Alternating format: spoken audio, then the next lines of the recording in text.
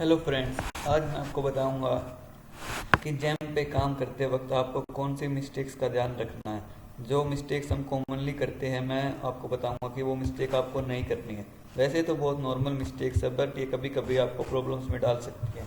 तो मैंने एक वर्ड पे डॉक्यूमेंट पे लिखा हुआ कि कौन कौन सी मिस्टेक्स हमें नहीं करनी जैम पे काम करते वक्त। तो चलिए आपको दिखाते हैं।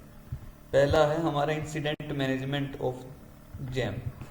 कभी कभी आपने देखा होगा कि आईडी ब्लॉक हो जाती है और हम इंसिडेंट मैनेजमेंट कहाँ से देख सकते हैं, मैं आपको ये बताता हूँ।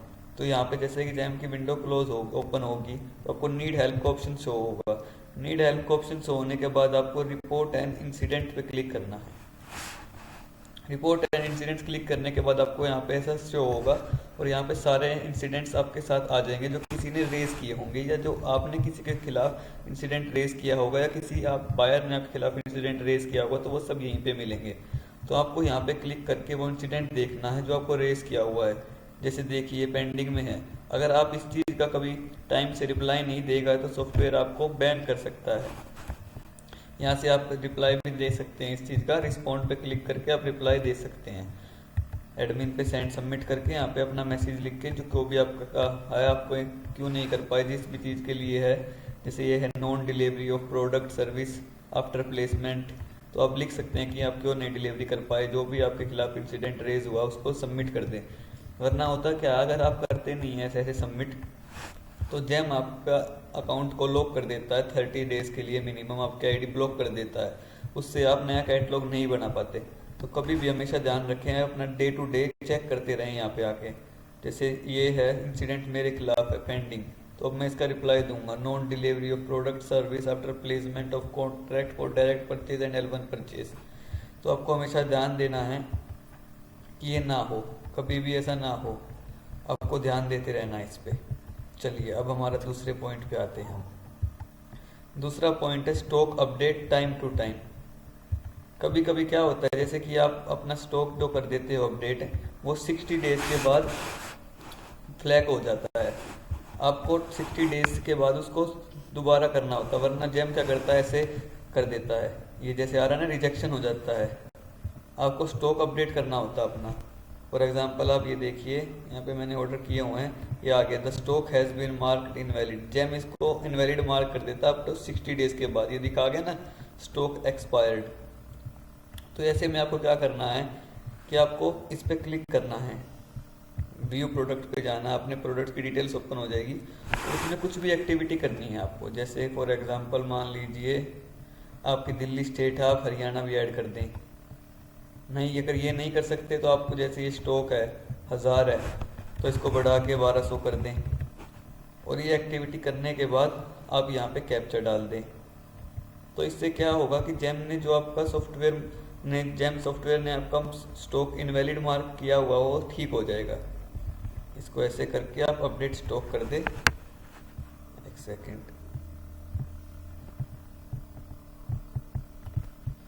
ये गलती से हट गया था। इसको आप स्टॉक अपडेट कर दें तो आपका जो प्रोडक्ट है वो शो होने लग जाएगा, इनवैलिड नहीं होगा। आप कुछ भी एक्टिविटी कर सकते हैं इसमें 60 डेज के बाद।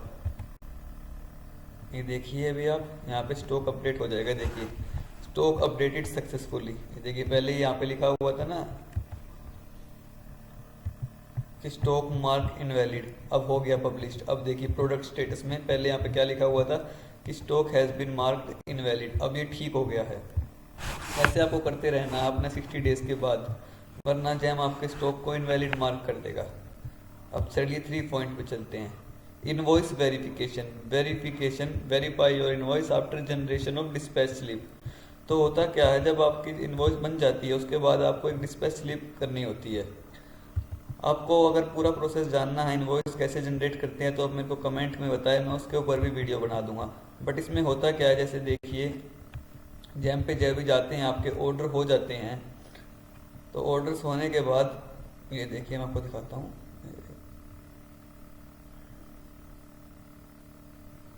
एक सेकेंड, ऑर्डर जब डिस्पैच होता है ना तो एक स्लिप बन के रेडी होती है।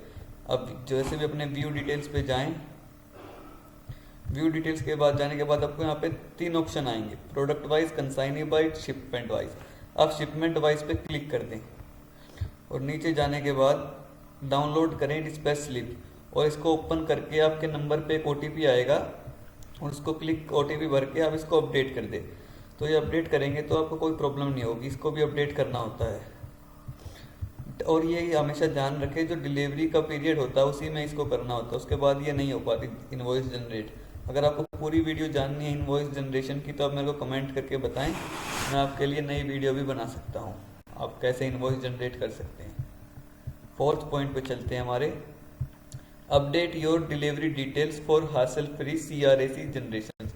तो इसमें होता क्या है, जैसे कि आप अपना प्रोडक्ट जो डिलीवर करते हैं जब वो बायर के पास पहुंच जाता है तो उसको CRAC जनरेट करना होता है, और CRAC जनरेट करने के लिए आपको अपनी डिलीवरी लोकेशंस डिलीट अपग्रेड करनी होती है। वो भी यहाँ पे ही, जैसे यहाँ पे है ना ये, तो यहीं पे ऑप्शन आता है अपडेट करने का, ये नीचे यहीं पे टाइम स्टेक। जैसे ऐसे नहीं कि आज ऑर्डर आपका एक्सेप्ट हुआ और आज आप डिलीवरी लोकेशन अपडेट कर दें, नहीं। मान लीजिए फॉर एग्जांपल 7 दिन के बाद आपका ऑर्डर पहुंचा वहाँ पे, या 8 दिन के बाद पहुंचा, तो आपको जब करनी होती है। इसमें क्या होता है, CRAC जनरेट करने से बायर को भी कोई प्रॉब्लम नहीं आती CRAC जनरेशन में, और ना ही आपको आती है। इसको टाइम से अपडेट करना होता है, जिस दिन आपका ऑर्डर वहाँ पे पहुँच जाए उस दिन आप यहाँ से बायर से पूछ के यहाँ से वो डिलीवरी लोकेशन अपडेट कर दे और वो बायर CRAC जनरेट कर देगा। 5th पॉइंट, ये मेरा पर्सनल है थोड़ा बहुत, मैं आपको बताना चाहूँगा कि जैसे जैम होता है, जैम जैसे ये तो नॉर्मल विंडो में ओपन किया हुआ मैंने अभी, पर जैम को हमेशा इनकोग्निटो टैब में ओपन करना चाहिए। जैसे यहाँ पे इनकोग्निटो विंडो है ना, ऐसे ब्लैक शो होगी, हमेशा इसमें चलाएं, क्योंकि नॉर्मल जो आप स्टैंडर्ड वीडियोस ये क्रोम ब्राउज़र यूज़ करते हैं कोई सा भी, तो उसमें थोड़ा कम स्मूथ चलता है और इसमें ज़्यादा स्मूथ चलेगा। ये मैंने अपने पर्सनल एक्सपीरियंस से बताया है। आप हमेशा इग्निटो मोड में ऑन करें, किसी भी ब्राउज़र में चलाएं पर इग्निटो मोड यूज़ करें, आप देखेंगे कि ज़्यादा स्मूथ आप वर्क करेगा जैम उस पर। ये मेरा पर्सनल एक्सपीरियंस है। अब चलते हैं 6th पॉइंट पे। 6th पॉइंट है clear your web history time to time.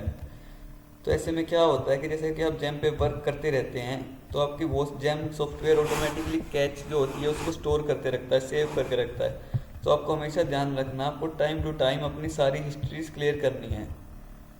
Settings में जाके आप अपनी ब्राउज़र हिस्ट्री क्लियर करते रहें, यहाँ से हो जाएगी, आप इसको कर सकते हैं अपनी।